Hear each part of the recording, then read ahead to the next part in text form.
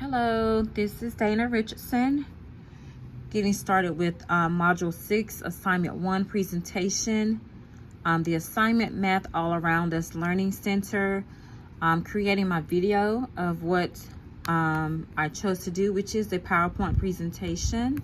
And first here, we have evidence of getting to know the students. I would have an open discussion with the students in the class. A teacher can be doing a morning meeting to get to know the students, or the teacher could play games to get to know the students, different little small games that maybe the students can partner up with one another, or either do group work to learn of each other. And this is a way that the teacher can get to know the students as well. And examples will be their likes or dislikes. Maybe the teacher could start first saying her likes or dislikes, and then getting the students involved as well.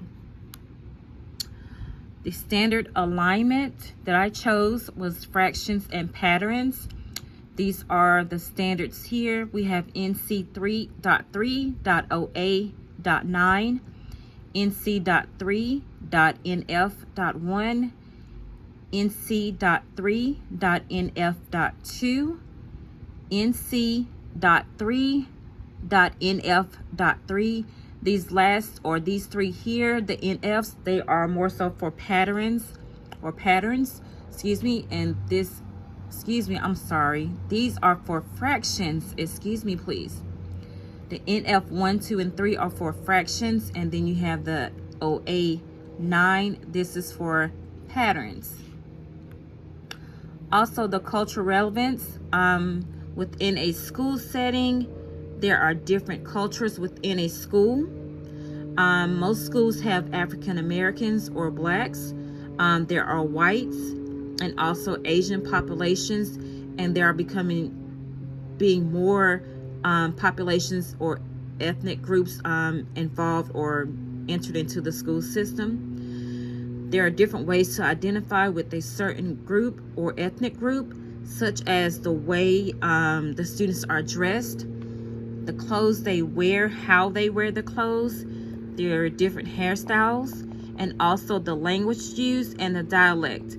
Sometimes dealing with Hispanic students, they use different types of language, and this is how you can tell where they are from, whether they are Mexican, Puerto Rican.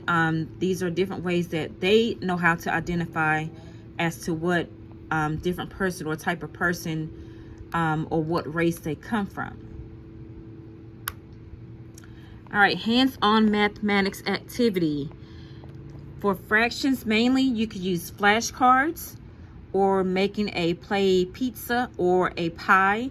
Students create the pizza slices or pie slices and make fraction pieces of what they cut out and use for a class game or partner game, or it could be group work within a group. Say maybe I would say at least 4 students. This way it could be like an equal amount, so to speak. Students can use Play-Doh. They can have a circle piece of Play-Doh. They can either cut out pieces, pull pieces apart to make fraction pieces or fraction patterns. Also, students could sort sticky notes. So it would be ideal for a teacher to have different color sticky notes.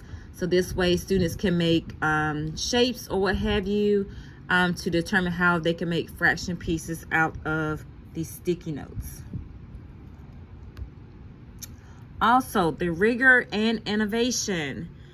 I chose conceptual understanding, meaning making sure the students understand the mathematical concepts and the operations of what is being taught within the class. Also, procedural skills. The students should be able to apply the procedures to what is being taught, learned, and also show any type of flexibility of what is being learned. How did the student learn? How could they explain what they learned?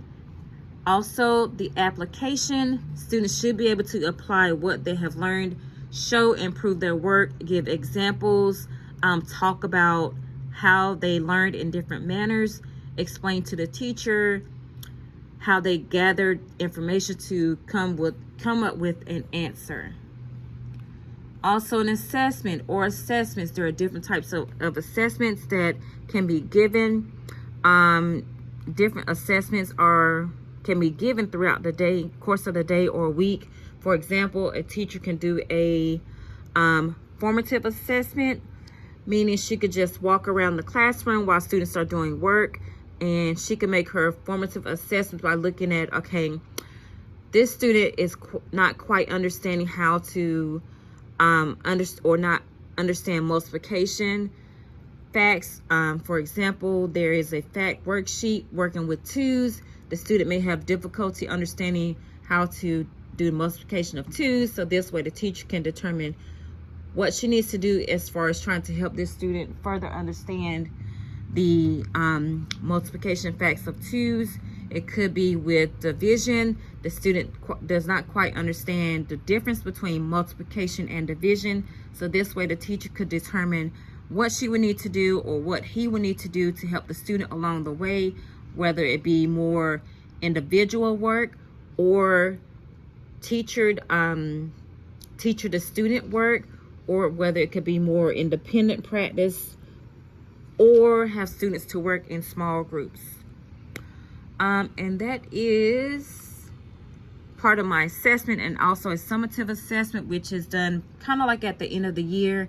This way the teacher and the students have gathered some information, some work, so that the teacher can gather documentation that she'll need maybe for the end of the year, such as for parent-teacher conference, or to show the principal how far the student has come from the beginning of the school year till the end. Just different assessments are like, they're not really mini tests or small tests. It's just things to identify about a certain student. So this was my presentation, and thank you.